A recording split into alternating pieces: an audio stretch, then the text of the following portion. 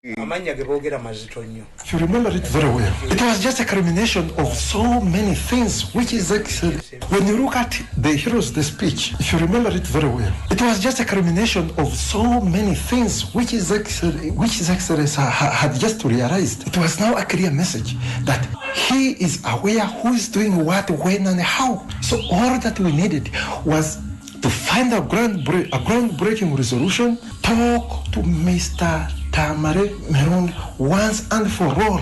Now that we have already agreed that he's going to work on that, how urgent is he willing to do that when a lot is getting uncovered, when he's still delivering through his secret channels, he's delivering information to the president? At the end of the day, we are going to end up the losers. We have already lost so much.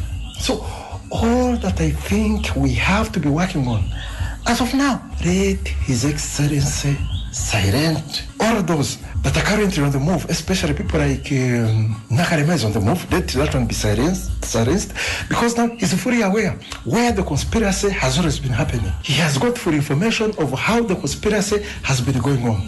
And on the other hand, he's also aware that the members of his own family are the challenge. The Mfuniramuwa mentality, I'm telling you, the Mfuniramuwa mentality is his own members' mentality. It doesn't belong anywhere else, because most of us are commission agents from several sectors. I personally, in our companies that we run, we are just commission agents. How many shares do we own there? Minimal shares. The majority shares belong elsewhere. Why would we have only Asian investors, not European investors, not American investors? Those are the questions he was supposed to ask himself. But putting all of that aside, because it may not help us, looking at the problems that we are faced with, that may not help us. What is going to help us is very simple. If we have Mr. Tamale Mirundi sorted out, we don't have any wars between us and him. Secondly, the way and the methodology that has to be applied. Because when you look at the situation, for example, if General Sare agrees to deliver that, if General Mohoz agrees to deliver something, in that courtesy, that it is a donation, just like it was agreed, of whatever he wanted, with the printer and all that, possibly, when you look at the heroes, the speech, if you remember it very well. I'm saying we have our new initiates. I have to tell you that things are likely to change, because His Excellency is restructuring and re-strategizing. The political temperature is going to rise. And now His Excellency is going to be looking for relevance of the people, relevance of each individual character in the political build-up for His Excellency. Afande Mohoz also needs a team that is going to front-run the campaigns for His Excellency, and the self-marketing. He's going to be marketing himself for future elections, for future political, whatever you call it. So it is now in the cooking. Now we need to find solace in relevance in one of these wings. Now for the younger ones who are slightly below the middle age, I think we are going to recommend you to work with Afande Mohoz. And the middle age and above middle age are going to be working with His Excellency. You need that marketing closeness. Let His Excellency get used to you. And in the brief interactions you could be having, you talk about yourself. Many of you are highly educated. You went through international schools, international universities. You have the best education attained. And therefore you deserve also the best. So we are going to make the leaks into His Excellency's consciousness. So that is going to be very helpful for the build-up of your future careers. So we are going to be grouping you. That is, we make it this weekend, like Sunday.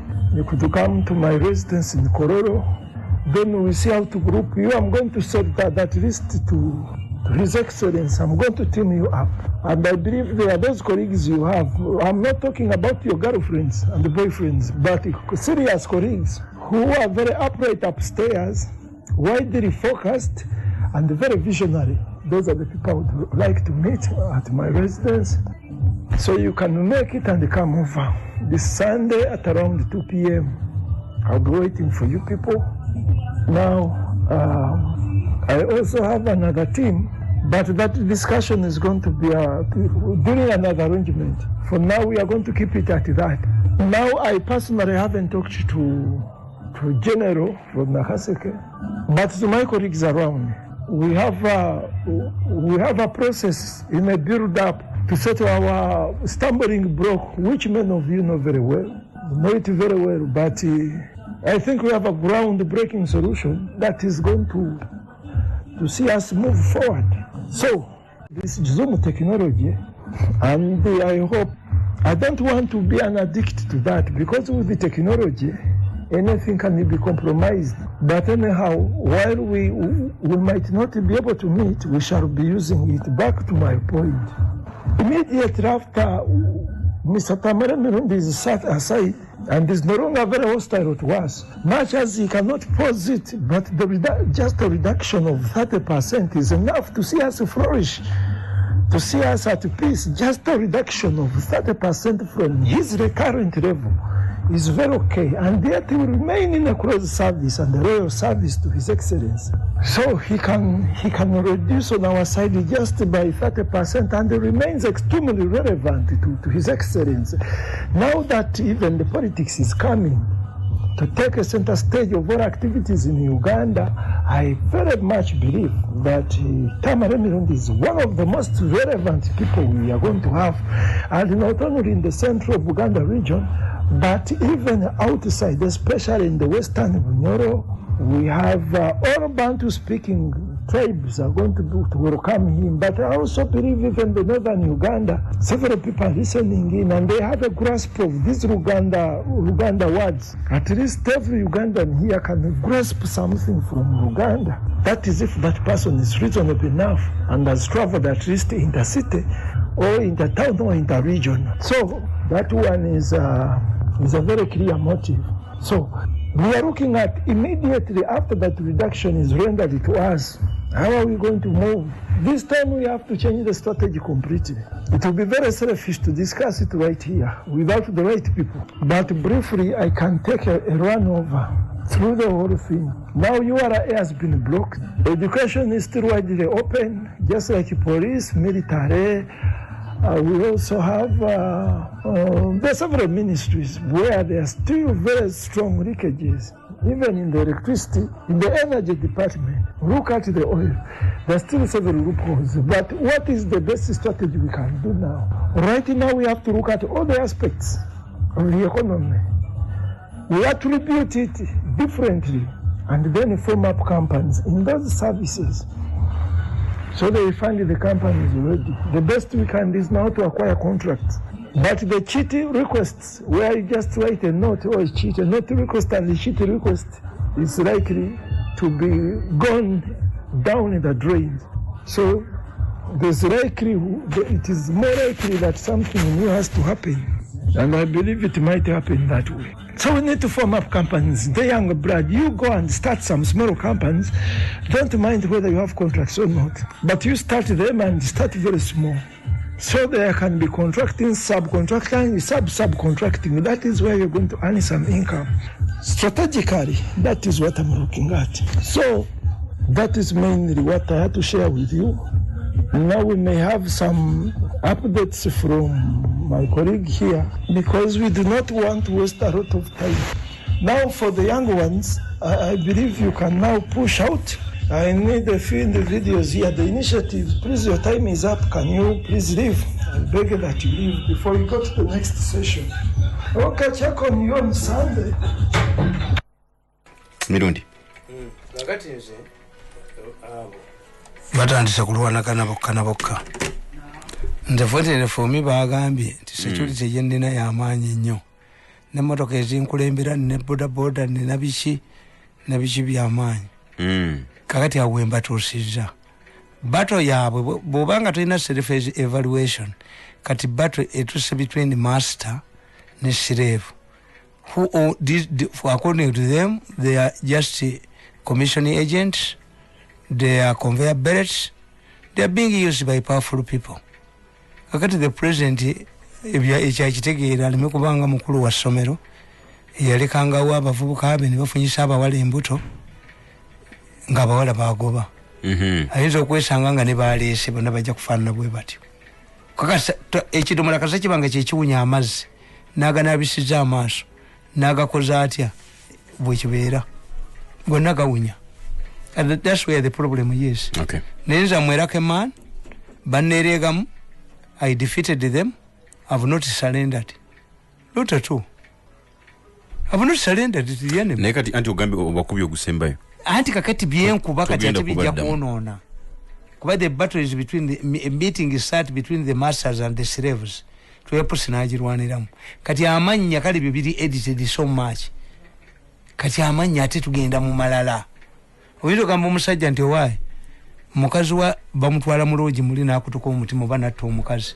Kati nito muga nti wae omanyi nti omusajja gundi omugaga naye se bayindya mu buloogi buno ti okakasa nti kakasa tugenda omulaba alaba mukazi we naye before kakati eyo situation wetuuse yaabwe. Okay. Yes, yaabwe kale kakati mbadde naye obutabu bwange bonna ngenda kubuddamu mbufulumye bwonna kuba nabagamba nga linga tembutegeera okujjako kano nga bwe mpulidde bagaa nti amu useful campaigner era kano nali nakakola factors that will affect Museveni's 2021 polls nakawandiika ddi nakawandiika offered on Wednesday January 22nd 2020 at my home in Kabalagala, completed at 3 p.m. nali nalabadde ensonga ezigenda obbasuula bano naye kakati Mafia ekubuulidde gyeri ti both their conveyor belts these people zisobola kati badda ku zooming ne bagireeta police tesobola bakwata and that's a very fundamental question. Bwe babanga Mirundi yekagwe batya and they are making sure that they break the link between the president and me as the source of, according to them, I'm the source of their problem. What happened to SID?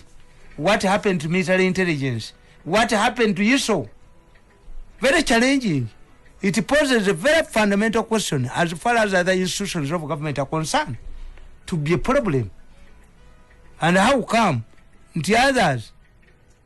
Era omusajja oli yamugambye munne yamugambye nti Mirundi oyo si mubi ne Mirundi ayina kalakita nti ajjukira mangu kye wamukoze kibeera fresh nga kye wamukoze eggulu kwa buli omu yeebuuza nti 7 years ng'omusajja atulemeddeko you killed my political career nga kakati golooza omukazi okudda ewabba mu bufumbo alina okumanya nti empisa ezaamugoba bayazikyusa bwabanga bawe yali violent lwa mwenge ng'akyagunywa why do you go back in old age kakati nze amanyi bino nsobola okudda mu gavumenti nti ompa omulimu gwonna kuba nkimanyi owulidde bwe bapanga ti kakati kyetulina okukola amakampuni kyetulina okukola bavubuka abaffe bano betutrainise tubasindike wafende muwoze kubanga izekere tupule an active role mu campaign bo batraining dda ne banasindikayo akugambye ti revenue yotagifiiriddwa kesisi tukyabbamu polisi tukyabbamu polisi saako eyo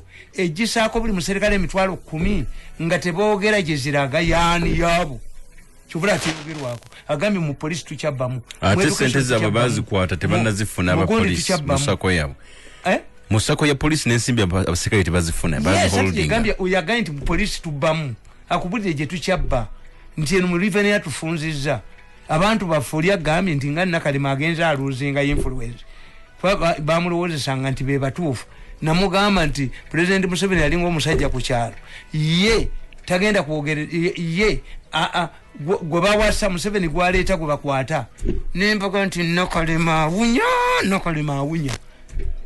ninate nga Nakalema ojajoge nnyo ng'amulagira we must remove people tutekemu abantu baffe mukuba omuvubuka oyadduke mukyalo Nakalema owa anti-corruption South Africa owa anti-corruption nga gwe bagamba yes gwino omuyina mulina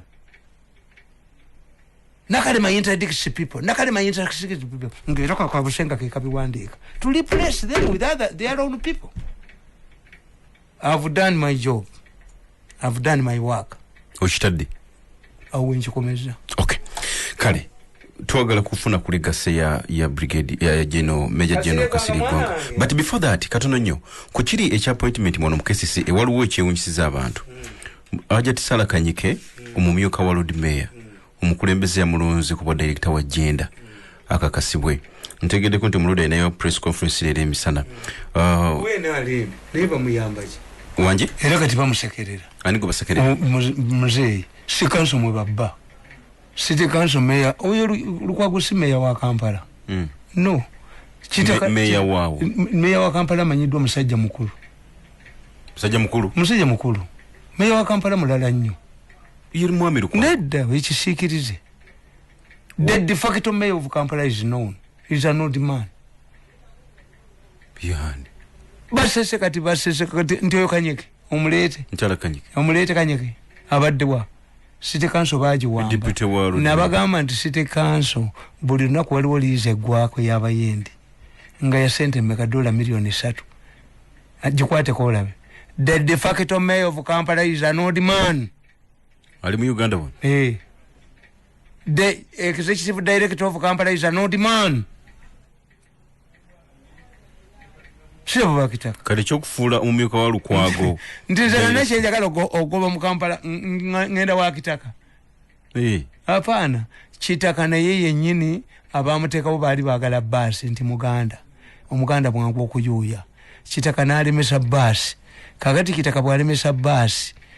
Gundi omukyala ono yali PPS n'aleeta baawe ajja atwala ekifo ekyo ng'omukyala anoonya kyabwa sekretary general Yiso si yatabangula okuvuma Lumumba yali Yiso yennyini yabateekamu. Who directed Yiso? Ono yali former PPS. Naye no bamukunya mu kalulu ewaabwe akalulu kamufuukidde akalulu alina ssente empitirivu aga muzeeyi eyantumye muzeeyi yamaze okugobawo nate yakutuma. Waliwo akawala kyekamukola. Kino tekyewunyisa. Kuki? President balwana nabo tabasobola. Nabagamba nti omuntu alifungula Ministry of Education yesinga mu obubbi kati ne muwakana bagambye ate kulembera first lady. Abagambye eki. Bagambye nti tubbawa. Ne mbagamba nti once you detect akavuyo kakati nze nabayambi. Mwalabe yo namba nti baba tutegendi. Kati basiibula lwaki. President yagudde ekiguddemu babadde batuse n'okuddira omusajja driver twaka driver mu Uganda nti yali mu January n'ayita wawe baagire ne bamunoonya nti kati aweza contact 200 batuteekeyo ewange ndabo w'ekivuliya njagala ndabo w'ekivuliya nti gwe bakutte mu association nze nange tebayinza kufuluma wange results ziri fake badde bazifulumye kiki bagoba sente ne mubba n'emmere y'abantu omusajja ne bwanyize. You want to overthrow the government. These people want to overthrow. Nedda siba siru obugagga babulina abantu bano balina obugagga abantu bagagga nnyo naye mmwe mbabuulira nti kasita when a drunkard woman stripped her naked to drunkard men they rape her. When a rich group exposes its arrogance to a poor people, you steal their food, you steal their relief, you drag people into isolation centers where they don't even eat a meal, and another dish comes up and raises his or her agile head. Bete kubata kakati mumbuli baada dishi bonna baba wa milioni 5.6 nibasoka basasula ko 13 mbayo hiyo pesa iko wapi? Pesa yala dishi iko wapi? Mbayo pesa yala dishi ndala ziliwa baba banu chivuli mwi omukazi omutamivu kasakunamira abasajja batamivu bamukwata. Okay, dakika 2 obudde butukutte tugende ku legacy ya Major General Kasirye. Tugende obudde butukutte tugende dakika zino ziri 3 zokampuliza okutuka ku ssaawa 5 ez'enkya lunaku olwaleero. The sponsors of the mafia, the real mafia gang should sit down. Please, musabe nnyo mukomye okubba. Okay. President asana kulwana namu. Nze mbasonyi. Sijja kuba kubamanya kamwe sijja kolaki. People can pounce on them. Aba basajja abo. Wazati baba manyi. Wadibadi robunaka ne babweteka mbulago. You think those voices are not known. Kalu dulika ntu yaposeka ko nganti bwe yagwa ku lw'omukaaga people rang us from Entebbe, from Nakasero, from where, what is happening? And as a result, the mafias and the slaves and their masters had a meeting. Muyambe president help you are not helping the president. Omuntu okwewala AIDS abatayamba kitaawe na nnyina. Omuntu okwewala COVID-19 abatayamba Museveni. Museveni has given you drugs. You people have been exposed. Your nakedness has been exposed. abaganda tulina proverb nungi nyegamba tunga koze wavubye remain with what you have already rooted naye enseba manyi ensinyivu mujja koleza akabiri mu nyumba omuli ebidomola bya petrol mudduke wano mujja kudduka ye kabushenga ina kudduka nekulu yabetegekere odale weziddwa kati kukasiri enkugamba nti Tumukunde was further stripped naked when he was taken to Lukungiri for a house search. Nothing happened. No excited or onlookers. No commotion. Nenkugamba nti the two newspapers Bukede and the New Vision wanted to make it appear like Tumukunde was arrested for speaking against injustice. Wanabale takasiri gwanga although the media, especially the New Vision and the Bukede, tried to drag General Kasiri Gwanga into Tumukunde's issues, they did not succeed. Kasiri Gwanga was not targeted by government. In fact, the media should have a glimpse of Kasiri's history and the comments. In 1986, Kasiri Gwanga was a key witness against members of Kirumutu, a group that was composed of prominent Baganda DP leaders who were serving in the Museveni's government. What the New Vision forgets is that those ministers included Evarist Nyanzi, who was the Minister of Commerce, Dr. Charwazi, a gynecologist at Lubaga Hospital, and Dr. Andrew Kaira. This group had contacted Kasiri Gwanga to execute a sinister plan which he revealed to his boss, leading to their arrest and imprisonment on charges of treason. Gwanga has been a victim before. Some of his properties were grabbed. Where was Tumukunde? In a recent incident, Gwanga had to touch a tractor which had been brought to plow his land. Where was Tumukunde as all this was happening? What about the recent cases Gwanga had when he shot lorries that were felling timber from the forest and Kusasira's vehicle? Did Tumukunde come out to defend him? Where was Tumukunde when Kasiri Gwanga, as house in Makindi, was at the verge of being grabbed?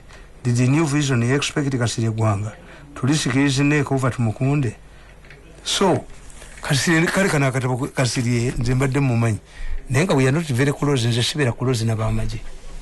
Many problems is out. Sibera close in Abamaji. Oyinza okubeera n'omuntu nende bwengende wa minister tofire mukwano gwange nnyo situula mu ntebe mutani wa mirundi okimye ki amoye naye tayina bino bya lugambo nti nkimye kino sijja kukisobola owulidde mutani wa mirundi sijja otafire tayina time eyo kubanga mwe kyemutamanyi nti oyogera kwono noga nabadde wagundi gwoyogera kati ono tamwagala olaba omusajja yakuyisa okuwa sente takuwadde lugambo kulwaki oyogera kye wayise kakati bana abatunzi b'ebinyeebwa mulowooza bati bagenda mu toyi kweyamba kakati oyinza omugamba nti owaayi okuva lwetisa ekibbo kino wakagenda mu toyi emirundi emikakubuulira ate agala kukulozaako so therefore kakati Kasiri Gwanga nze kyemwogerako kimu kyokka like other families ezabali ebweru Kasiri endowooza ye abatalina mukazi wano babadde amuyina oli omukyala ali ebweru agenda kwefuula wa kitalo a good example zimula mugwanya omukazi yadduka nawasa omukazi omuteeya mulabira mu bulwadde owempeta bwe yadda yatwala buli kintu kyonna abaana bazimula mugwanya abato bali akasasiro that's one. Kasiri Gwanga properties abadde ayina nnyingi if Katumba Wamala does not help the family ate bali ababbi bagezi minister yali yagala okubba ettaka lya Kasiri Gwanga owatwakita gwe yayoki was a minister olowooza kati anaagireka olowooza kati ettaka anaalireka kyovulaba nti kana amawulire gawandika nga mbuyayokeza twakita bamusibe yazzeeyo etya ettaka minister yali yagala odibba and is still a powerful minister. Kakati Kasayija ali mu finance omuli Custodian board million ezebiri zalese Kasayija ku Kasiri abadde ki minister Kasayija tayagala faamu yeri egende okimanyi kati bazeze bya Custodian board nze ne Pompita sigendayo nange niki zibizibi bye nafuna mu bibiri Nebitunda na bitunda dda ne bompita sigendayo. President Museveni yakola ruling. If these people, anybody who comes back to Uganda, whether he has what, and claims a building, hand it over to him or her. When the owner comes back, they will settle it out in the courts of law. Kati mutubulire. Akachiko ka parliament yaka akabulize byani. Ani muyindi share medogena mu court. Nze byange na bitunda dda. Kasuni body yali bigaba ngogende wa mali wano. Nokebera mu file no jayo. Obaddo ngambo kasiri gwanga. Katika siri gwanga Matia Kasaija nga obukaddo bubiri yalese bwaje. Mujja kumulabira mu farm eri kati Matia Kasaija abala cha farm. Ate Katumba amala mwanchi bagenda mukola. Nze natulide Katumba amala bwenti ne mulaba. Nga yasigaddewo nga gundi. Kati bagenda kuyita mu bantu bagenti ayagala kubba bintu bya mugenzi. Abaana badwago babuze president yayita abaana badwago. Yababba yababbira mu state house. Yababba abaana badwago yababbira mu state house.